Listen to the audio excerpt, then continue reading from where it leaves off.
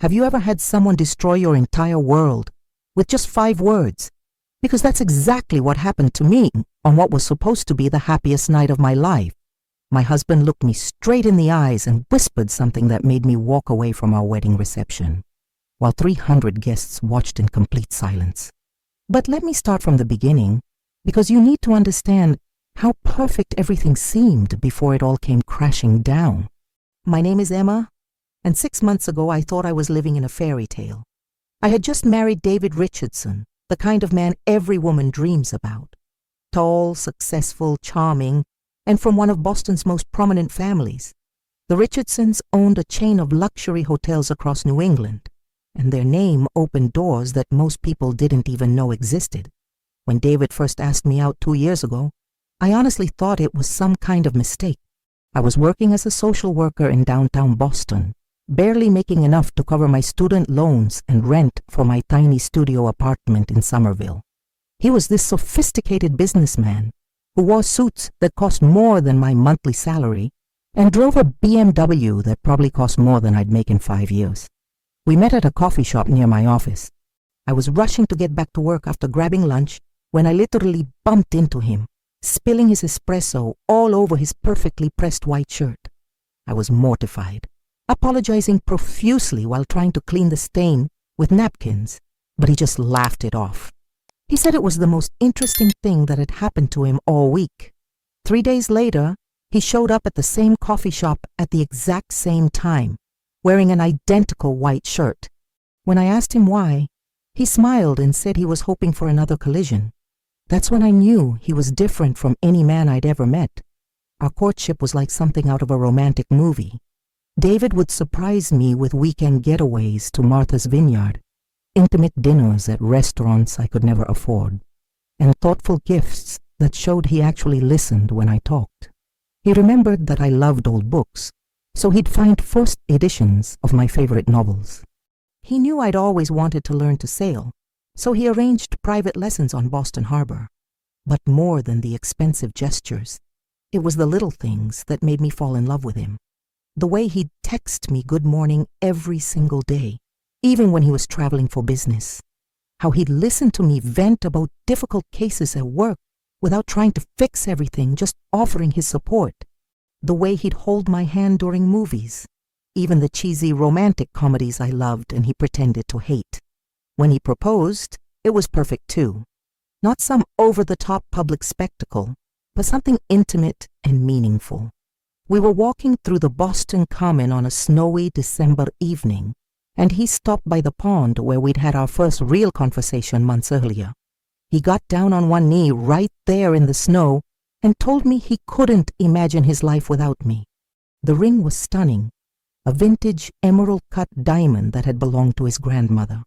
But what made me cry wasn't the ring or the romantic setting. It was what he said next. "Emma, you make me want to be the man I always hoped I could be.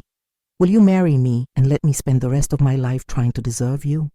How could I say no to that? The engagement period was a whirlwind. David's mother, Patricia Richardson, immediately took charge of the wedding planning. At first I was grateful. Patricia had connections everywhere and an eye for elegance that I definitely lacked. She knew the best vendors, the most exclusive venues, and somehow managed to book everything despite most places having year-long waiting lists. But as the months went on, I started to feel like a spectator at my own wedding. Every decision had already been made: the venue, the flowers, the menu, even my dress. When I tried to voice opinions or preferences, Patricia would smile that perfectly polite smile of hers and say something like, "Oh dear, I'm sure you'll love what we've chosen. Trust me. I know what works best for our family events." Our family events. Not our wedding. Our family events. David assured me that his mother just wanted everything to be perfect for us. He said she'd been dreaming of planning his wedding since he was born, and it meant the world to her to be involved.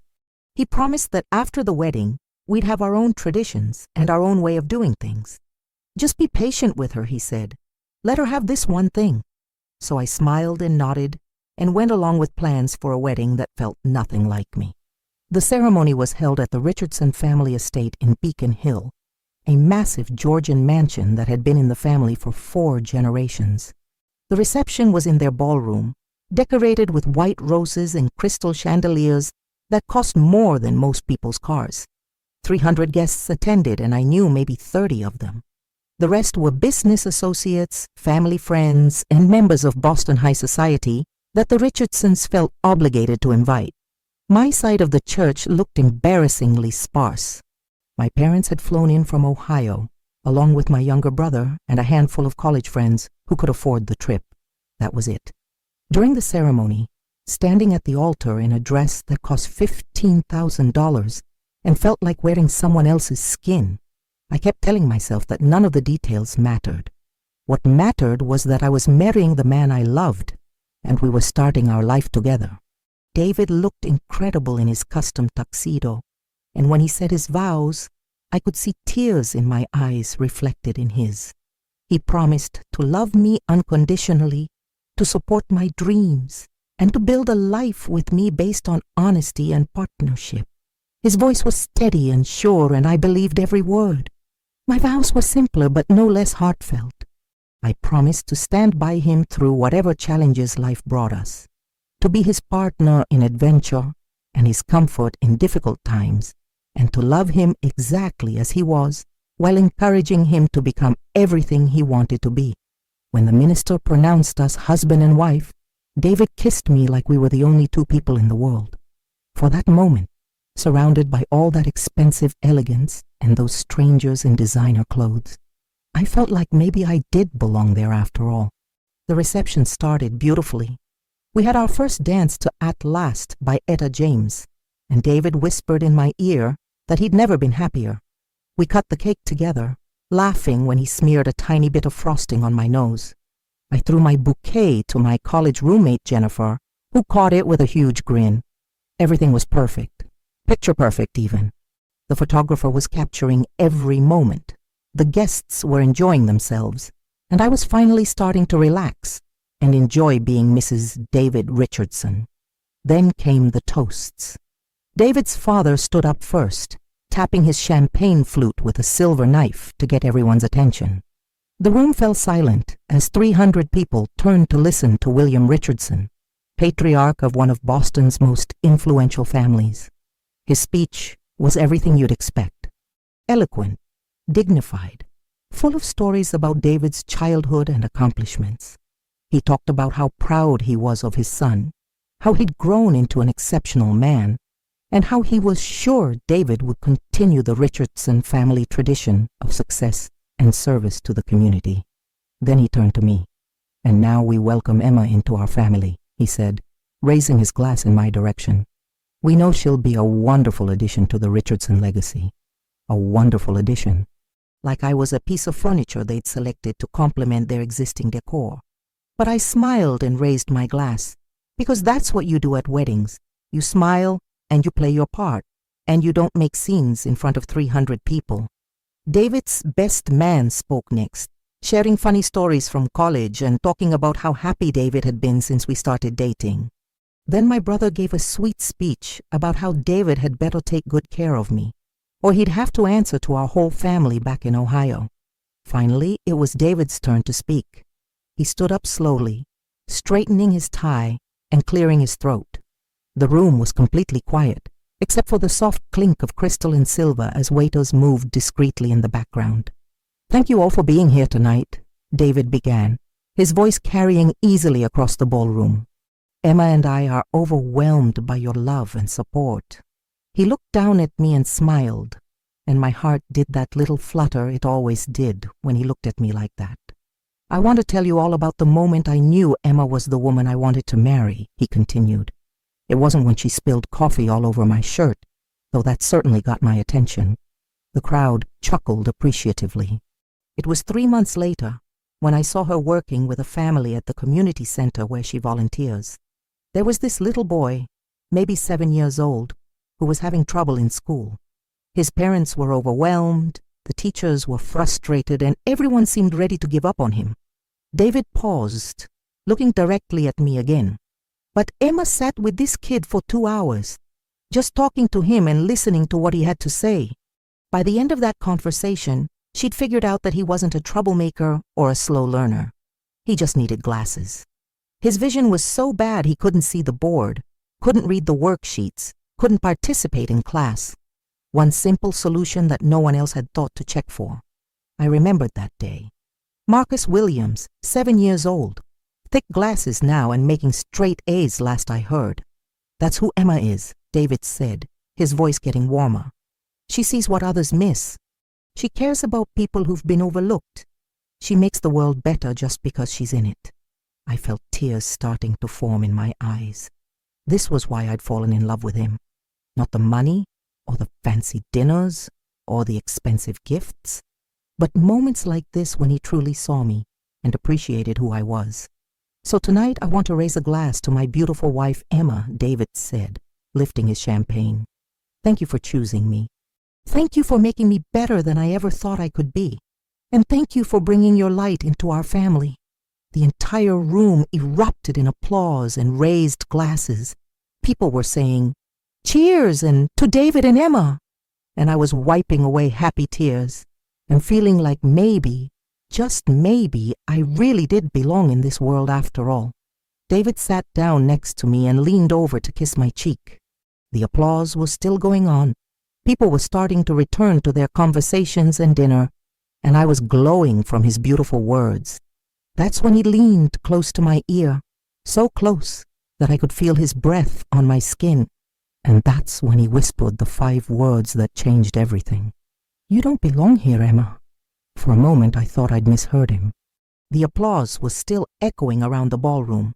People were laughing and chatting, and David was sitting there with that same loving smile on his face, like he'd just told me he loved me instead of whatever that was. "What did you say?" I whispered back, leaning closer to him. David's smile never wavered, but something cold flickered in his eyes. Something I'd never seen before in 2 years of dating and 6 months of engagement.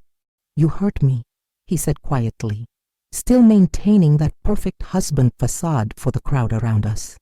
"You don't belong here, and we both know it." The words hit me like a physical blow. I felt my stomach drop and my hands start to shake. Around us, the reception continued as if nothing had happened. The string quartet was playing softly in the corner.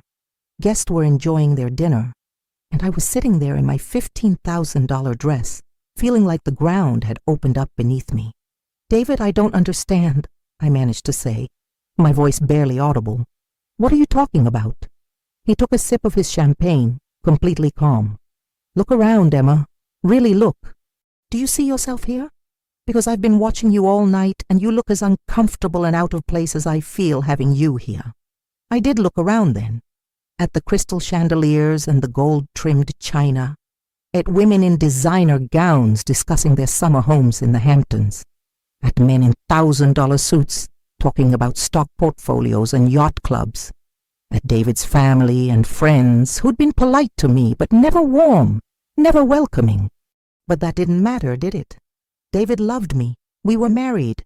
We were supposed to be a team. But you said, in your speech, you said... I was struggling to form coherent thoughts. Nothing made sense. I said what I was supposed to say. David replied, cutting me off. What everyone expected to hear. But Emma, be honest with yourself. This isn't your world. It never was, and it never will be. I stared at him, this man I'd married just 3 hours ago, and felt like I was looking at a complete stranger. Where was the David who'd held me when I cried about difficult cases at work? Where was the man who'd said I made him want to be better? Where was my husband who'd promised to love me unconditionally?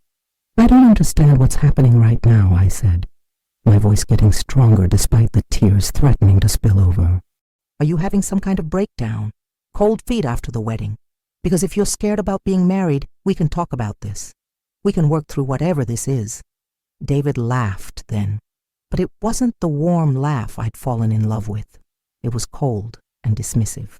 "There's nothing to work through, Emma. This is just reality. I thought maybe you'd figure it out on your own over the past few months, but you kept trying so hard to fit in. It was almost painful to watch. Each word felt like a knife. I thought about all those wedding planning sessions where I'd felt excluded, where Patricia had made decisions without consulting me, where I'd felt like a guest at my own wedding. Had that been intentional? Had they been trying to send me a message that I was too naive to understand? The coffee shop, I said suddenly, a horrible realization dawning on me. That first day we met. You said bumping into you was the most interesting thing that had happened to you all week. It was, David said with a shrug.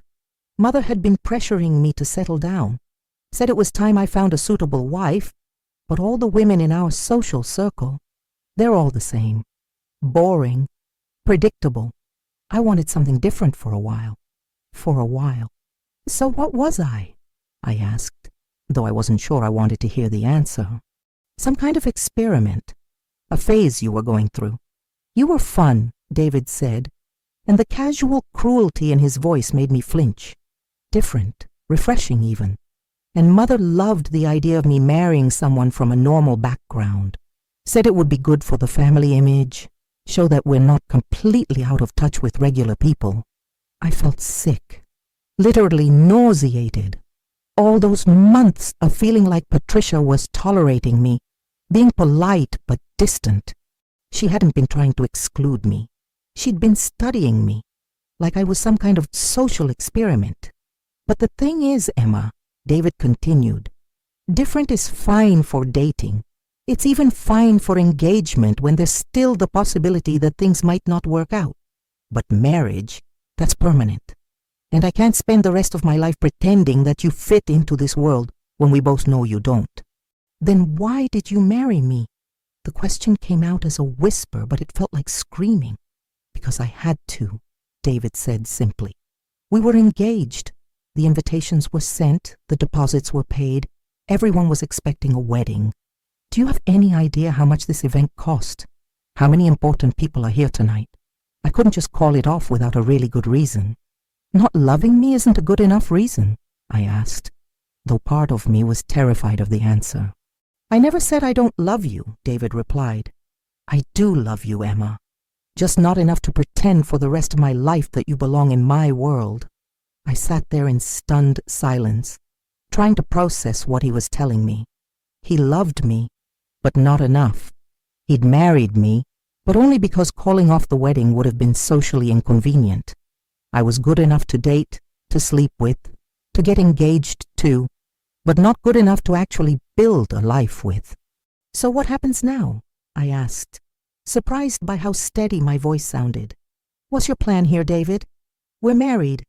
These people think we're starting our lives together. What exactly did you think would happen after tonight? I thought maybe we could figure something out, he said. And for the first time since this conversation started, he looked slightly uncomfortable. Maybe you could adapt, change, learn to fit in better. Change how? I demanded. What exactly about me needs to be different for me to deserve to be your wife? David looked around the room, then back at me. Everything, Emma.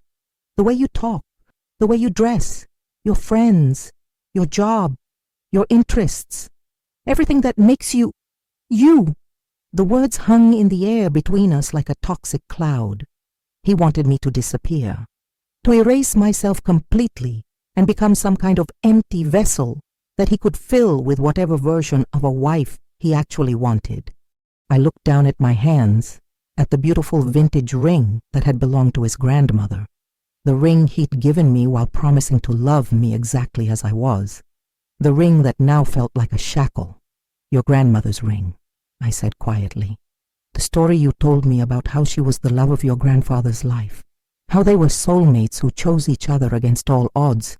Was any of that even true? David had the decency to look slightly ashamed. The ring was my grandmother's. But the story, Mother thought it would be romantic, something to make the proposal more meaningful. Another lie, another carefully constructed moment designed to manipulate my emotions and make me feel like I was part of some grand love story. I thought about all the times over the past 6 months when I'd felt like I didn't quite fit, when I'd blamed myself for not trying hard enough to connect with David's family and friends. All those moments when I'd felt insecure and out of place, I'd pushed down those feelings and told myself I just needed to be patient, to give it time. But it was never about time, was it? It was about the fact that they'd never intended to make room for me in the first place. The prenup, I said suddenly, another piece of the puzzle clicking into place. You insisted on that prenup that protects all your family assets. I thought it was just standard for wealthy families. But that wasn't really why, was it? David looked uncomfortable again. Mother insisted on it. She said it was important to protect the family in case... In case what? In case your charity project didn't work out. The anger was building now, hot and fierce in my chest. In case you got bored with your social experiment and decided to trade me in for someone more suitable. Emma, you're being dramatic, David said, but his voice lacked conviction. It's just a precaution. All wealthy families do prenups. Wealthy families protect their assets from gold diggers, I shot back. But I never wanted your money, David. I fell in love with who I thought you were, not your bank account. And you know that. He did know that. In 2 years of dating, I'd never asked him for anything expensive. I'd insisted on paying my own way whenever possible. I'd even tried to pay for part of the wedding, though Patricia had dismissed that offer with barely concealed horror. So the prenup wasn't about protecting your money, I continued, my voice getting stronger. It was about making sure that when you inevitably decided I wasn't good enough, I'd leave with nothing. No claim on your life, no inconvenient reminders of your failed experiment. David didn't deny it. He just sat there looking like a man who'd been caught in a lie he'd never expected to have to explain. Around us, the reception continued. People were laughing and dancing and celebrating what they thought was the beginning of a beautiful marriage. The irony was almost funny. Almost. You know what the worst part is? I said, standing up slowly. My legs felt shaky, but I managed to stay upright. It's not that you don't think I'm good enough for your world. It's that you made me believe I was crazy for feeling like I didn't belong. Every time I felt out of place or excluded, you told me I was being too sensitive. You made me doubt my own instincts. David reached for my hand, but I pulled away. Emma, please sit down. People are starting to stare. I looked around and realized he was right. Several nearby tables had noticed that something was wrong. People were trying to be discreet about it, but I could see the curious glances and whispered conversations. Let them stare, I said, surprised by how calm I felt. Let them wonder what the poor girl from Ohio is doing now. Emma, please, David said, his voice taking on a desperate edge. Can we at least finish the reception? We can talk about this later when we're alone. Work something out. Work something out. Like I was a problem to be solved, rather than a person whose heart he'd just shattered. I looked at my husband. This man I'd thought I knew. This man I'd promised to love and honor just hours ago. And I realized that the David I'd fallen in love with had never really existed. He'd been a character David had played, a role he'd performed to get what he wanted from me. No, I said quietly. We can't work this out later, because there is no later, David. There's no marriage to save, because there never was a real marriage to begin with. I started to walk away from the table, but David grabbed my wrist. Where are you going? He hissed. I looked down at his hand on my arm, then back up at his face. I'm leaving. You can't leave, he said, panic creeping into his voice. Not in the middle of the reception, not in front of everyone. Think about what that would look like. And that's when I realized something that should have been obvious from the beginning. David wasn't worried about my feelings or our marriage or even his own heart. He was worried about appearances, about what his family's social circle would think, about how it would reflect on the Richardson name. Even now, even after destroying me with his cruel honesty, he was still thinking about image management. You're right, I said softly. It would look terrible. Relief flickered across his face. Which is exactly why I'm going to do it, I continued. And then I pulled my arm free and walked away from my husband, my marriage, and the life I thought I wanted, while 300 of Boston's elite watched in stunned silence. The ballroom fell silent as I walked toward the exit. Not the comfortable quiet of people enjoying their dinner, but the heavy, suffocating silence of 300 people, realizing they were witnessing something they weren't supposed to see. My heels clicked against the marble floor with each step, the sound echoing through the massive room like a countdown. Click, click, click. Each step taking me further away from David, from his family, from the life I'd thought I wanted. I could feel every pair of eyes in the room following me. Wealthy socialites in their designer gowns leaning toward each other, whispering behind their hands. Business associates of the Richardson family exchanging confused glances. David's college friends looking back and forth between me and the head table where my husband sat frozen in his chair. Patricia Richardson was the first to move. I saw her stand up from the corner of my eye, her face a mask of controlled panic. She started walking toward me, probably hoping to intercept me before I could cause any more damage to her carefully orchestrated evening. But I wasn't stopping. Not for her, not for anyone. "Emma, dear," Patricia called out, her voice carrying that same saccharine sweetness she'd used throughout our entire engagement. "Where are you going? The cake cutting isn't until later." I paused and turned to face her. Patricia Richardson, the woman who'd spent 6 months planning a wedding that had nothing to do with what I wanted. The woman who'd smiled at me and called me dear, while secretly viewing me as a temporary inconvenience in her son's life. "I'm leaving, Patricia," I said, my voice carrying clearly through the silent ballroom. "I won't be staying for the cake." "But darling, you can't leave your own wedding reception," Patricia said, moving closer. She was trying to keep her voice low, but in the absolute silence of the room, everyone could hear every word. "What will people think?" What will people think? Not "are you okay?" or "what's wrong?" or "how can I help?" Just concern about appearances. About what the 300 guests would say at their country club brunches tomorrow. "I think they'll think that I finally figured out where I actually belong," I replied, "and it's not here." Patricia's perfectly composed expression cracked just slightly. "Emma, please. Whatever's upset you, I'm sure we can work it out. David adores you. We all do." The lie came so easily to her lips. "We all do." As if she'd spent the last 6 months doing anything other than tolerating my presence and trying to mold me into someone more suitable for her precious son. "No, Patricia," I said firmly. "You don't adore me. You don't even like me. And that's okay, because I'm done pretending that any of this was ever real." I turned away from her and continued walking, but not before I caught sight of David.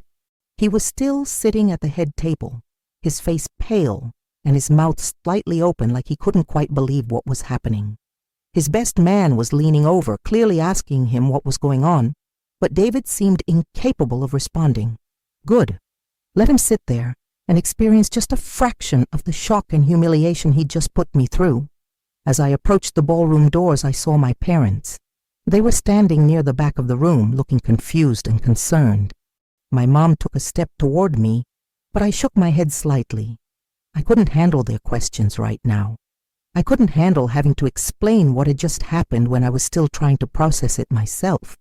The doors to the ballroom were massive, carved oak with brass handles that probably cost more than my car. I pushed them open and stepped into the corridor beyond, and suddenly I could breathe again. The hallway was empty except for a few catering staff members who were preparing for the next course. They looked up in surprise as I walked past, clearly not expecting to see the bride wandering the halls alone during her own reception. I needed to get out of this house, out of this dress, out of this life that had never really been mine to begin with. But first, I needed to go upstairs to the bridal suite where I'd gotten ready earlier. My regular clothes were there, along with my purse and my phone.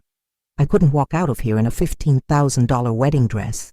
It would be too much like stealing, and I refused to give David or his family any reason to paint me as the villain in this story. The Richardson mansion was a maze of corridors and staircases, but I'd spent enough time here during the engagement to know my way around. I climbed the grand staircase, my dress trailing behind me like a white shadow, and made my way to the suite at the end of the east wing. The room was exactly as I'd left it 3 hours ago. My street clothes were hanging in the closet, my makeup was still scattered across the vanity, and my phone was charging on the nightstand. It felt like a lifetime had passed since I'd been in this room, getting ready for what I thought would be the most important day of my life. I sat down at the vanity and stared at myself in the mirror. My makeup was still perfect. My hair was still in its elaborate updo, and the diamond earrings David had given me as a wedding gift were still sparkling in the light. I looked like a bride. I looked like a woman who should be downstairs celebrating with her new husband and planning their honeymoon. I looked like a lie. The first thing I did was take off the earrings. David had presented them to me that morning with a sweet note about how they'd belonged to his great-grandmother, another family heirloom being passed down to welcome me into the Richardson legacy. Now I wondered if that story was true, or if it was just another piece of manipulation, another way to make me feel like I was part of something special. I set the earrings on the vanity and reached for my phone. I had 17 missed calls and 43 text messages. Most were from my parents and my brother, but there were also messages from friends back home who'd been following along with the wedding on social media. I didn't read any of them. I couldn't handle other people's reactions to my life falling apart right now. Instead, I called an Uber. The driver would be there in 12 minutes, according to the app. 12 minutes to change clothes and get out of this house before someone came looking for me. 12 minutes to close the door on this chapter of my life and figure out what came next. I stood up and reached for the zipper of my wedding dress, but my hands were shaking too badly to manage it. The dress had about 50 tiny buttons running down the back, and it had taken my maid of honor and my mother working together to get me into it earlier. There was no way I could get out of it by myself. For a moment, I almost laughed at the absurdity of it all. I was trapped in a wedding dress, unable to escape this final symbol of a marriage that had been doomed from the start. But then I remembered something. The emergency sewing kit that Patricia had insisted on keeping in the bridal suite, just in case there were any last-minute alterations needed. I found it in the bathroom cabinet, a small leather case filled with needles and thread and scissors. The scissors were small but sharp enough to cut through satin and lace and tulle. I took the scissors and went back to the mirror. Then, without allowing myself to think too hard about what I was doing, I started cutting. The first cut was the hardest. The beautiful fabric gave way with a soft tearing sound, and I felt a strange sense of liberation. This dress had never been mine anyway. It had been Patricia's choice, Patricia's vision of what David's bride should look like. I cut through the bodice, through the sleeves, through the endless layers of skirt. Each cut felt like breaking free from a chain I hadn't even realized was holding me down. When I was done, the dress lay in pieces on the floor around me. $15,000 worth of silk and lace and dreams reduced to scraps. I put on my jeans and a simple sweater, clothes that actually felt like me. I packed my few personal belongings into my purse and left everything else behind. The makeup, the hair accessories, the expensive perfume Patricia had given me as a wedding gift. None of it belonged to me anyway. The only thing I kept was my original engagement ring, the one David had given me that snowy night in Boston Common. Not because I wanted to remember our relationship, but because I wanted to remember the moment I'd believed in something that wasn't real. I wanted to remember how it felt to be that naive, that trusting, that willing to ignore my own instincts. I never wanted to feel that way again. My phone buzzed with a text from the Uber driver. He was outside.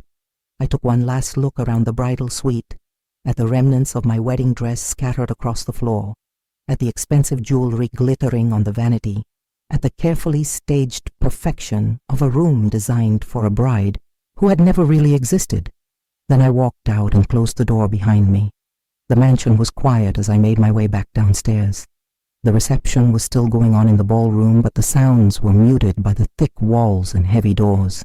I could hear music and laughter and the clink of glasses, the sounds of people having a good time at what they thought was a celebration. I wondered if David had told them anything yet, if he'd made some excuse for my disappearance, or if he was just sitting there hoping I'd come back and pretend nothing had happened. I wondered if I would ever see him again.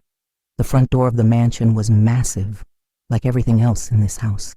I pushed it open and stepped out into the cool October night. The Uber was waiting at the bottom of the circular driveway, an ordinary white sedan that looked completely out of place among the BMWs and Mercedes and Jaguars parked along the street.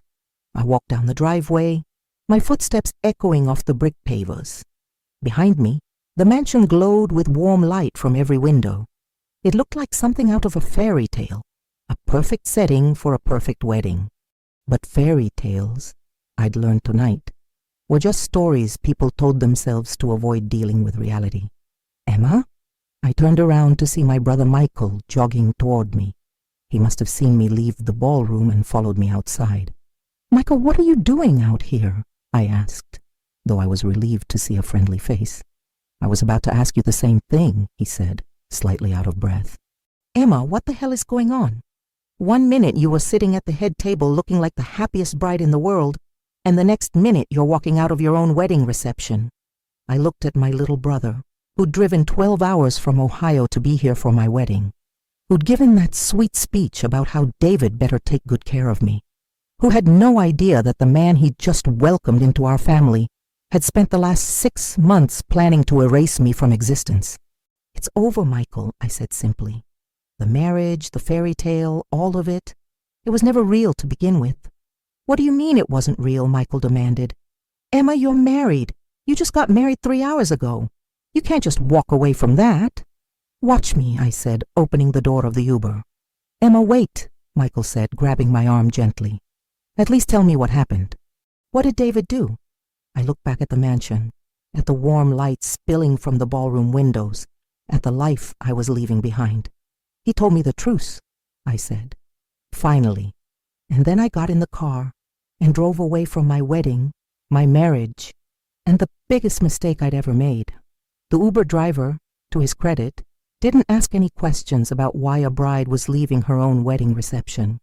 He just drove me to the airport, where I used the emergency credit card I'd never touched to buy a ticket on the next flight to anywhere that wasn't Boston. As the plane lifted off, I looked down at the city lights below and realized that for the first time in 6 months, I felt like I could breathe. I was going home. To Ohio, to my parents, to the life I'd been so eager to leave behind when I thought I was trading up for something better. But better, I now understood, wasn't about money or status or fitting into someone else's definition of success. Better was about being wanted for who you actually were, not who someone hoped they could turn you into. Better was about finding someone who made room for you in their life instead of asking you to disappear. And better was definitely about trusting your instincts when they told you something was wrong, instead of letting other people convince you that you were being too sensitive. I was going to be okay. It might take time and it might be messy and I might have to rebuild everything from scratch. But I was going to be okay, because I finally knew where I belonged. And it wasn't in a world that had never wanted me there in the first place. 6 months later, I was sitting in my favorite coffee shop in downtown Columbus, Ohio, grading papers for my new job at the local high school, when my phone rang. The name on the screen made my stomach clench with familiar anxiety. David Richardson. I stared at the phone for a moment, watching it ring. 6 months of silence, and now he was calling me on a random Tuesday afternoon, like nothing had happened. I almost didn't answer. I'd worked hard to build a new life, to heal from the damage he'd done, to remember who I was before I'd gotten lost in his world. But curiosity won out. Hello, David, I said, keeping my voice carefully neutral. Emma. His voice was exactly the same, that smooth, confident tone that had once made my heart race. Now it just made me tired. How are you? I'm well, I replied, which was true. I was better than well, actually. I was happy. What do you want? I wanted to talk to you, he said. I think I made a mistake. I almost laughed. A mistake. Like forgetting to pick up milk at the store or missing a dentist appointment. Not like destroying someone's heart on what was supposed to be the happiest day of their life. Which mistake would that be, David? I asked. Marrying me under false pretenses? Telling me I didn't belong in your world? Or letting me walk out of our reception without trying to stop me? All of it, he said quietly. Emma, I know I hurt you. I know what I said was cruel and wrong. But I've had 6 months to think about it, and I realize now that I was scared. Scared of how much I loved you. Scared of what my family would think. Scared of changing my whole life for someone.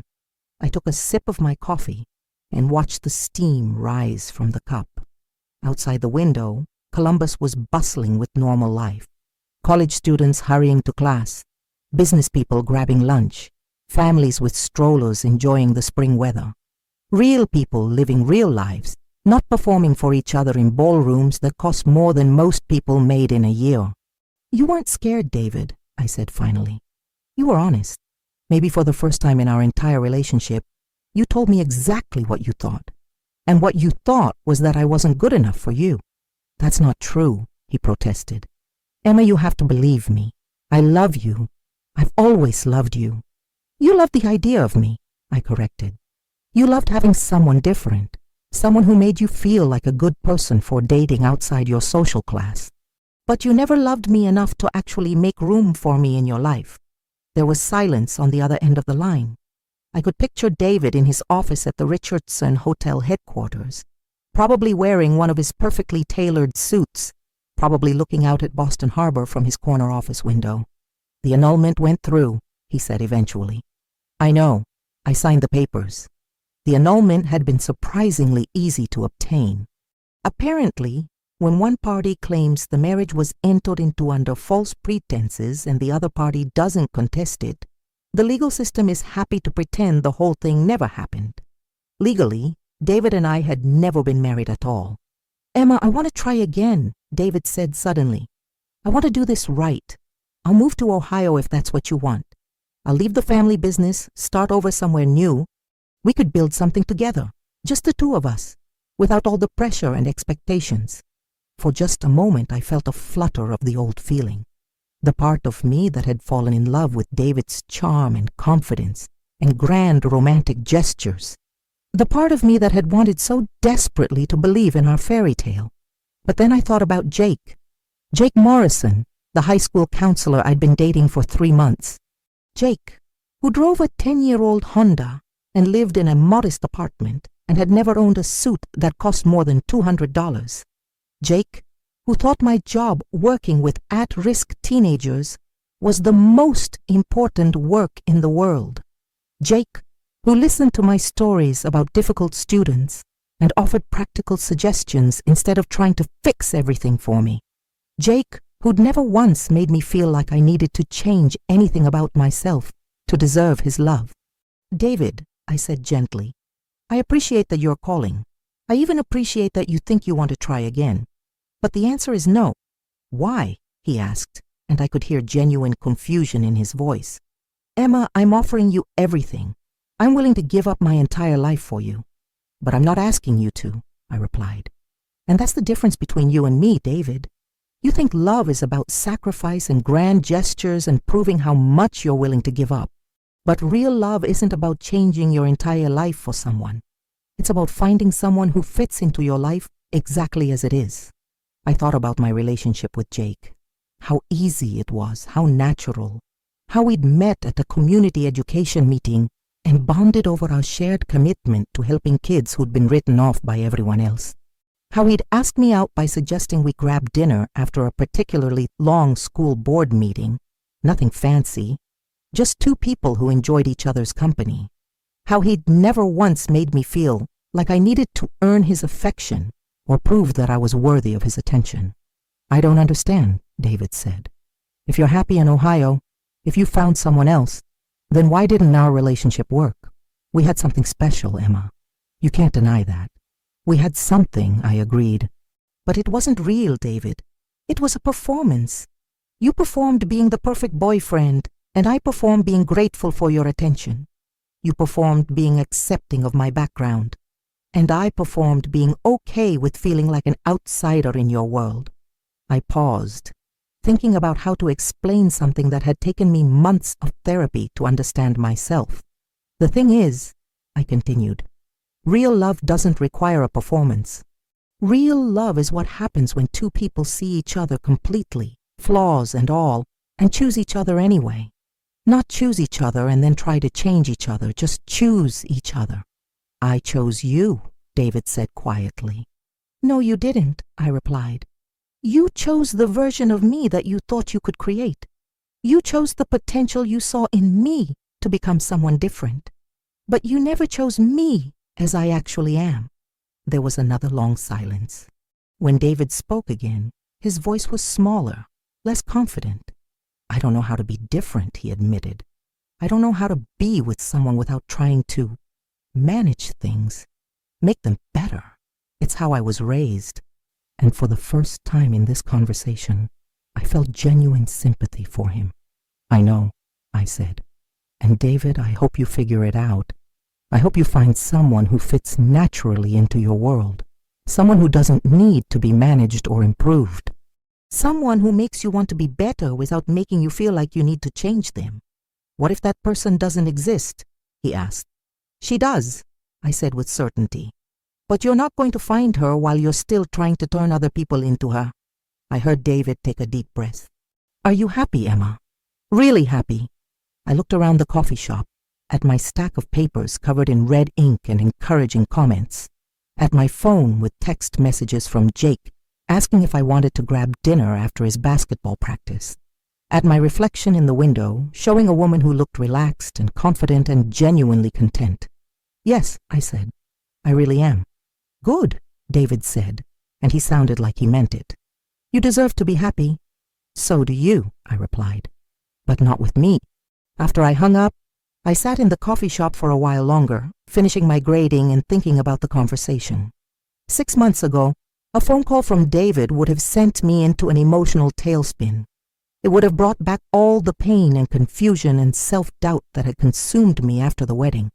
But now it just felt like closing a book I'd already finished reading. My phone buzzed with a text from Jake. Practice ran late, but I'm starving. Want to grab burgers and hear about your day? I smiled and typed back. Absolutely. I have a story to tell you. Because that's what real relationships were about. Sharing your day, your stories, your ordinary moments with someone who genuinely wanted to hear them. Not grand gestures or expensive gifts or carefully orchestrated romantic moments. Just two people choosing each other every day exactly as they were. I packed up my papers and headed out into the spring afternoon. Tomorrow I would go to work at a job I loved, helping kids who reminded me of myself at their age. Kids who felt like outsiders, who didn't think they were smart enough or good enough or worthy enough to succeed. I would tell them what I'd learned in the hardest way possible. That belonging wasn't about changing yourself to fit into someone else's world. It was about finding your own world, filled with people who appreciated you exactly as you were. And sometimes, if you were really lucky, you found someone who wanted to build a world with you. Not because you fit perfectly into their existing life, but because together you could create something new, something real, something that belonged to both of you.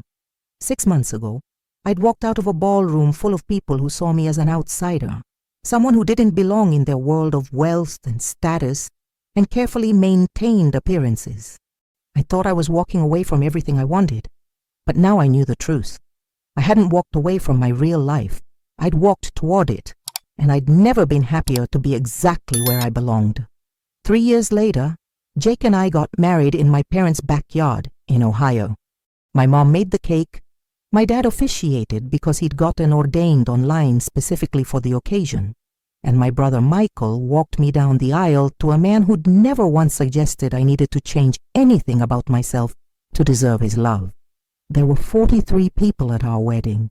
I knew every single one of them, and every single one of them was there because they loved us and wanted to celebrate our happiness.